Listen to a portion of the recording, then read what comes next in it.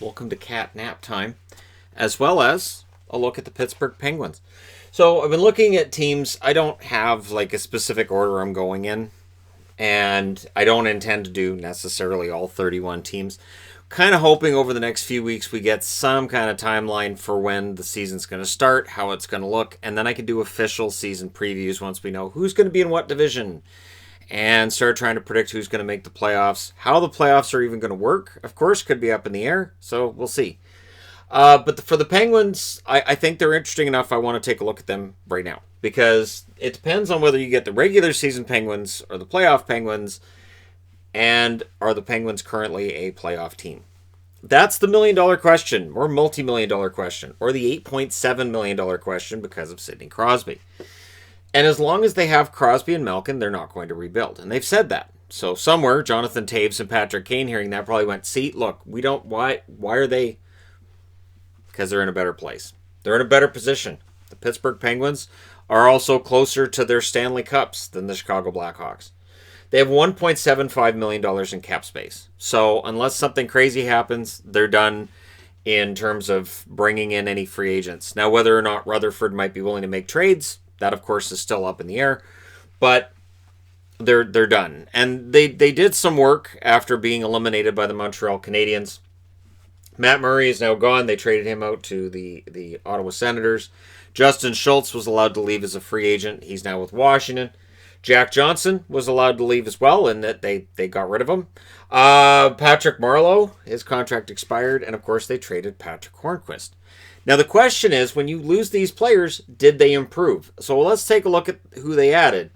They added Jankowski, who may play down the middle. He may play on the wing from Calgary. They signed him to a very, very team-friendly contract because a lot of guys are signing for league minimum, and it is a crazy time right now as a hockey fan. And they added Gruden in a trade for Murray as well. So part of the trade was Gruden. Now, on the other side, they added Kapanen from Toronto, of course, and that was an expensive trade. So Kapanen's going to have to play on a top line, either the first or second line. Evan Rodriguez was brought back. They had him before. Toronto couldn't come to an agreement with him. And then he signs for league minimum in Pittsburgh. So I'm not sure I understand how it didn't work out with Toronto. I thought he was a good pickup for Toronto, but here he is. He's back with Pittsburgh. And Colton Sevier, they picked up as well. I like Colton Sevier. I think he's a solid player. As a fourth liner, of course. Liked him since he was in Dallas. On the blue line, they add Matheson, and they add Cody Ceci. So, you get rid of Jack Johnson, who was blamed for everything while he was there, and you bring in Cody Ceci, who likely will get a lot of blame. Matheson may get his share as well. Matheson's contract is probably the reason he gets traded by Florida. And the Florida Panthers looking to change things up. Matheson can be very solid, a good physical defenseman who can put up a point or two here and there. Just needs to make sure that he's not crossing a line, and that's an issue. Now, when we go through their depth, I want to start with goaltending because that's where I think things are really going to make or break the Penguins. Jari had a good season. Not a great season, but a good season. DeSmith, he passed through waivers before the season started. Remember when they had 3 goalies and Jim Rutherford was talking about trading one and then just waived DeSmith and he passed through waivers like nothing? Well, now he's back as the backup. Now, it doesn't mean a lot that your goalie passes through waivers.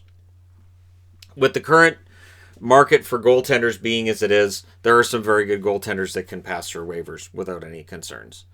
And so DeSmith, he's a solid backup, but again, is it a downgrade for them in net? Probably. Matt Murray should bounce back with the Senators. I think Matt Murray is better than he was given credit for this past year. And now with Jari as the undisputed starter, we'll see how things go for him. And then Larmy is the third string goaltender, and I apologize if I've pronounced that wrong. But that's their third string goaltender, at least according to depth charts right now. So I would not rule out the idea of Pittsburgh bringing somebody else in. And Toronto has 4 goalies, so I don't know if they have any availability of a Jack Campbell, but I'd at least call them and see. And I know they have added goalies because of Seattle coming in to make sure they have that exposure rule there. So I know what Toronto did it for, and we'll see if Pittsburgh makes moves as well, because they have to do that too. They have to make sure that they're covered for the expansion coming up. So we look at their forward group. You've got Gensel, Crosby, and likely Kapanen as the first line. The interesting thing is that Zucker, I think, may end up playing with Crosby. But Zucker, Malkin, and Rust may end up being that second line. But I think the wingers will be kind of interchangeable. I do. I think the wingers will get moved around. And for Kapanen, he should be aware of what his role is going to be right out of the gate. They've been pretty clear about the idea that he needs to play a more prominent role. And as I've mentioned recently too, it's one of those things where people will say, well, that just shows Toronto, doesn't manage their assets very well. I look at this and say that says a lot about their depth on the wings, which has been an issue for Pittsburgh for a long time. It feels like throughout a majority of Crosby's career, we've been talking about how he's had wingers that aren't really top-notch wingers and how he can get 20, 30-goal seasons out of them. So I think it's more of an indictment to Pittsburgh's wingers than it's a compliment to Kapanen. Although, Kapanen could put up 30 goals. It's going to be interesting to see what he does. Kapanen, if he can find some consistency in his finishing, and if you're a Leafs fan and you're watching this and you're going, well, yeah, consistency with finishing. Yeah, new environment, it could happen. Third line, then, I think Tanev ends up on that third line with McCann and Rodriguez. It's possible Jankowski ends up on that third line. It's possible Bluger ends up being on that third line, but I think as a fourth line center, that works. McCann may end up on the wing. Jankowski may end up in the middle. Aston Reese could end up pushing his way in there somewhere.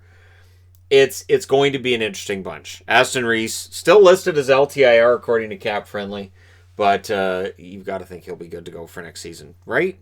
Or is this going to be out for a while, and maybe they've got more cap space than $1.75 million, right? And then, of course, you've got Sam Lafferty, who is good depth for them, and Angelo, who looked decent in a call-up. And then, of course, Gruden's on the board, and Poulin is on the board. So if Poulin were able to come in training camp, look pretty good, and earn himself a position on the in the lineup, that would be huge. Now, when I look at their wings, I think Gensel's fantastic. I think Rust has been underrated for a long time. Might be slightly overrated now with the points he put up this past year. Zucker, I think, gets overrated at times too, but he's a pretty good 20-goal scorer at the very least. And, of course, Kapanen, who they may be counting on to produce way more than he did in Toronto. But if Poulin could step in at some level and push his way into the top 9 and help them with scoring, I think that would be greatly appreciated. Brandon Tanev is a really good energy guy, not a great scorer. McCann, the offense has not really reached the level that I thought it would when he first came into the league. And so if they were able to have that winger on that side, because Rodriguez is a great energy guy. I like him a lot, but he's not going to be an offensive player. So if Poulin were able to jump in, that could be potentially huge for Pittsburgh. And their blue line, this is where it could make or break them. You've got Dumoulin, you've got Letang. And the questions of how good is Letang and what is Letang right? Is he still a top-notch defenseman? Is he not? For me, I do think that problems with injuries for him are always there. There's always that danger, and then he does play on the edge and sometimes goes over it. And so, I don't know that I have him in that top tier. And I didn't have him in my top 20 when I did the top 20 defenseman. I don't see him as that top tier right now. Can he get back there? Absolutely. Dumoulin's very underrated, though. Pettersson, Marino, of course, is underrated by many. I think that as the years go by, we'll see more and more people won over by Marino. Marino is one of the biggest steals in trade history. That trade with the Oilers, I would say 4 or 5 years from now, we'll look back on that and go, that's all they got for Marino? Seriously? That's insane. Marino's a really good defenseman. Edmonton could have used him. And I know there's a lot of people who might think that now, but I think it's just going to amplify as the years go by. I like Marino's play a lot. Matheson and Ceci probably make up that third pairing, but Riikola and Ruhwedel are there as well. It's possible Ruhwedel gets into that spot and Ceci ends up being the number 7. Or Riikola gets in there as well. I like UC Riikola because I like the name. but he is a number 7 defenseman. And then still out there is Joseph, who of course they added in the Kessel trade, and the potential that he may get a call up at some point this year, and who knows what he might be able to do should that happen. But I'm going to go ahead and go out on a limb and say that this top 6 is pretty solidly decided. It would have to be something dramatic for somebody to end up being bumped out of there. And especially when you got Ruedel and Ricola there, who both have shown that they're capable of playing.